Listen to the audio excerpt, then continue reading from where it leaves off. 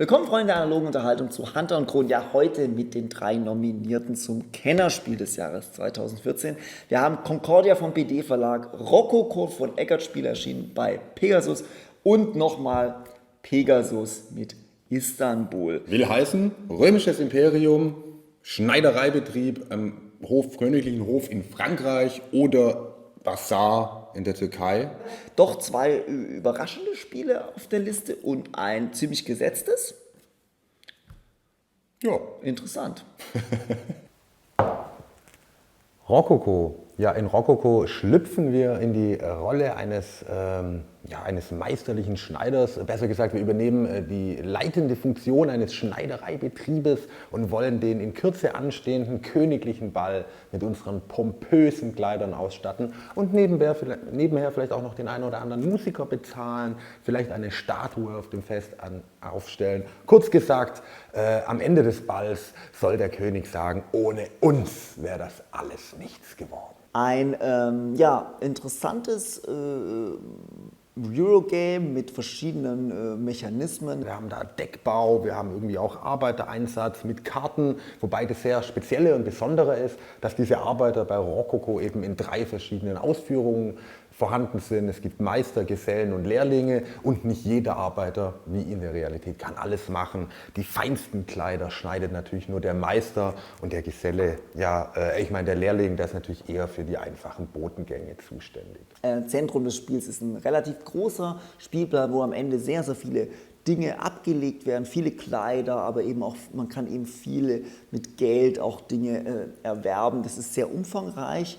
Und dementsprechend ist dieses Spiel auch relativ komplex, kann man sagen. Das Wertungssystem ist nicht einfach zu überschauen, also welcher Schneider da jetzt gerade in der Gunst des Königs am weitesten vorne liegt, die meisten Prestigepunkte und so hat. Das ist nicht immer leicht zu erkennen, dann gerade diese Vielzahl an Mechanismen. Es kommt ja auch noch ein Mehrheitenspiel in den einzelnen Ballsälen mit dazu und.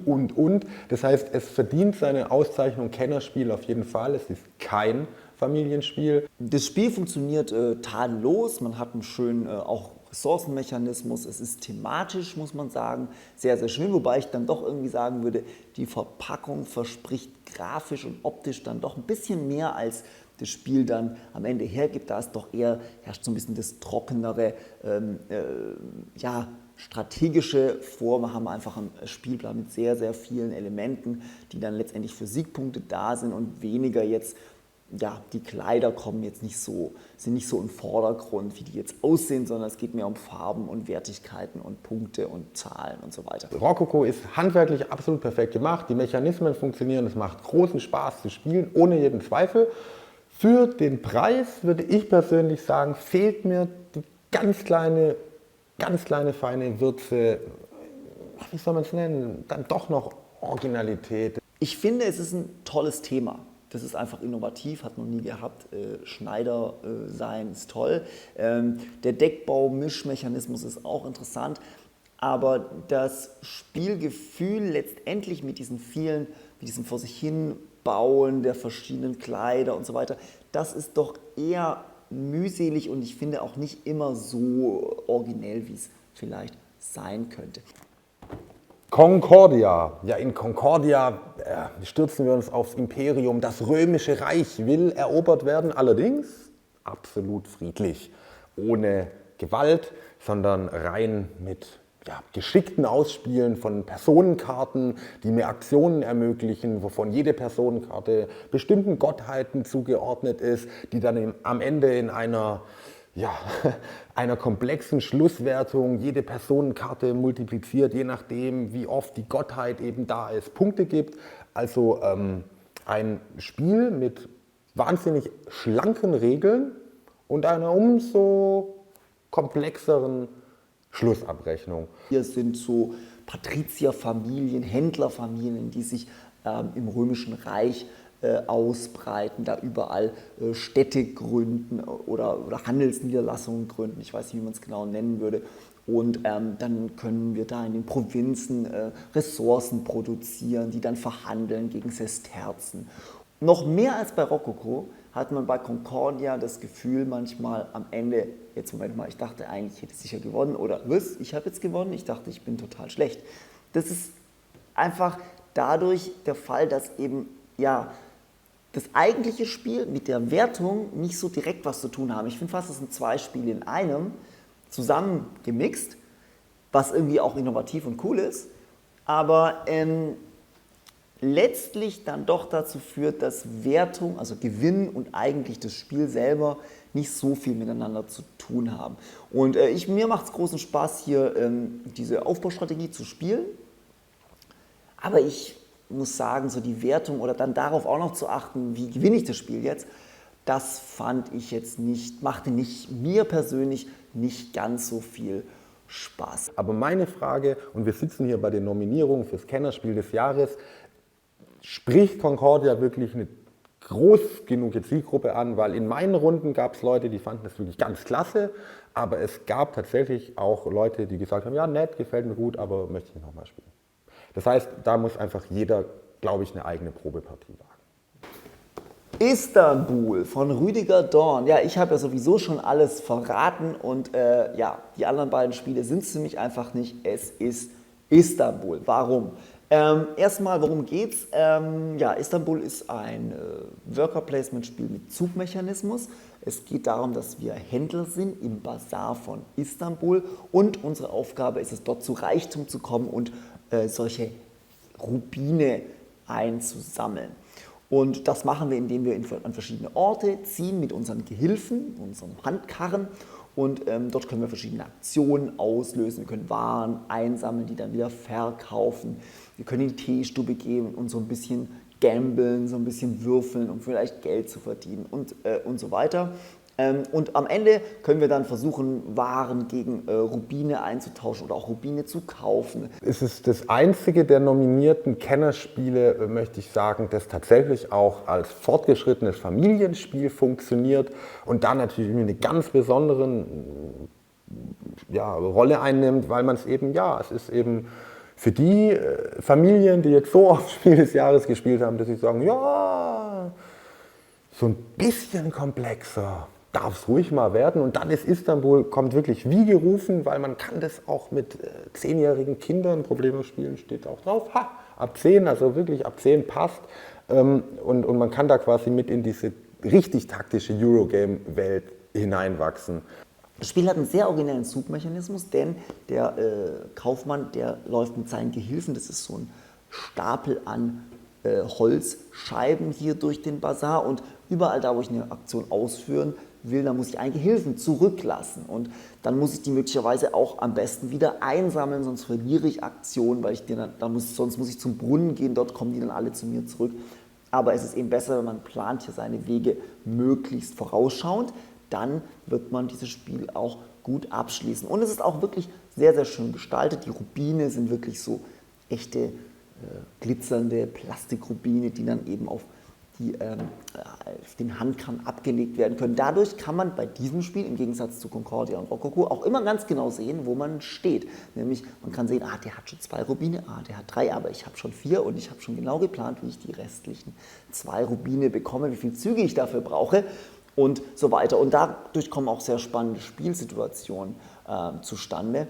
Zum Beispiel, wenn man eben sieht, okay, jetzt muss ich in die Teestube gehen und wenn ich jetzt noch irgendwie mindestens 10 würfel, dann schaffe ich es tatsächlich noch einen Zug vor meinem Gegenspieler hier, dieses Spiel zu gewinnen. Istanbul, dieser Bazar wird hier in jeder Partie aus verschiedenen Ortsblättchen neu zusammengesetzt. Einmal ist dann die Teestube hier und die Moschee da und beim nächsten Mal ist alles wieder ganz anders. Und das darf man eben relativ zufällig aufbauen und dadurch hat es auch einen sehr hohen Wiederspielreiz. Es gibt bestimmte Zusatzregeln, wo man noch mit neutralen Gehilfen spielen kann. Da kommt also durchaus noch ein bisschen mehr Taktik ins Spiel. Von daher finde ich, auch wenn ich nicht ganz einverstanden mit der Nominierung Concordia und Rococo bin, mit Istanbul hat die Jury noch ein richtig tolles Kennerspiel dieses Jahr nominiert, das auch absolut den Preis verdient hätte. Ihr merkt vielleicht schon an meiner Lobhudelei, Istanbul ist mein persönlicher Favorit fürs diesjährige Kennerspiel des Jahres, ganz einfach, weil es mir persönlich großen Spaß gemacht hat, auf dem Bazar rumzulaufen und vor allem auch, weil jetzt in Anbetracht dessen, wie die letzten Preise so aufgestellt waren, glaube ich inzwischen das Gefühl zu haben, das Kennerspiel des Jahres ist eben genau für sowas gemacht, eben für was nicht mehr Spiel des Jahres ist, sondern etwas fortgeschrittener, aber auch eben noch nicht so komplex. Es sind 3 Kennerspiele nominiert und 2 davon zeigen Damen. Es ist vielleicht gemein, aber ich würde mit ihr hier ausgehen. Aber rein optisch gesprochen. Rein optisch. Ja, 3 Spiele, unterschiedlicher könnten sie nicht sein. Es ist natürlich klar, wir beide haben jetzt die gleiche Präferenz. Istanbul ist uns irgendwie ans Herz gewachsen. Daher brauche ich das nicht nochmal fragen. Aber wer wird denn Zweiter? Ja, eine Frage, die schon viel schwieriger zu beantworten ist. Ja. Rokoko und Concordia, welches ist denn da noch mehr zu empfehlen? Und ja, ich würde sagen Concordia. Und zwar deswegen, weil Rokoko ist tadellos. Rokoko ist ein super Eurogame, tolle Mechanik, gut umgesetzt, hat Tiefgang, alles da. Hübschere Frau auf dem Hübschere Cover. Frau und so weiter. Aber ich finde, es ist halt nicht so, es hat nicht so einen Langzeitreiz und es ist einfach nicht so wirklich was Besonderes, finde ich. Während Concordia von allem irgendwie, das ist einfach frisch. Also es hat irgendwie, von der Aufmachung allein schon ist es irgendwie anders als ein typisches deutsches A-Verlagsspiel. Ja, und das ist auch irgendwie cool. Vergesst die Verpackung, die ist ein bisschen misslungen. Aber innen drin ist es echt super. Es hat eine andere Optik, eine andere Haptik, als man sonst gewohnt ist. Und die ist aber auch toll. Und es hat halt einfach, ist auch von der Mechanik einfach ein bisschen ungewöhnlich. Mit diesem komischen Wertungsmechanismus am Ende, der einen vielleicht auch ein bisschen nervt oder den man am Anfang einfach nicht so richtig durchschaut. Der bietet natürlich eine Langzeitmotivation, die in Rokoko so in meinen Augen nicht drin ist. Auch in meinem persönlichen Geschmack würde ich tatsächlich, weil es dann doch spezieller, irgendwie ein Ticken besonderer ist und weil es, glaube ich, auch mich persönlich halt überrascht hat, Concordia den 2. Platz geben. Weil ich dachte jetzt auch erst, das gefällt mir gar nicht und war dann wirklich halt äußerst positiv überrascht und war wirklich geneigt, das nochmal und nochmal und nochmal zu spielen, um da irgendwie halt auch besser abzuschneiden als in der ersten Partie. Kennerspiel des Jahres ist ja auch immer so ein Ding, da hat jeder so seine eigene Vorstellung, wer soll da nominiert sein, wer soll da überhaupt beachtet werden, wer soll da gewinnen.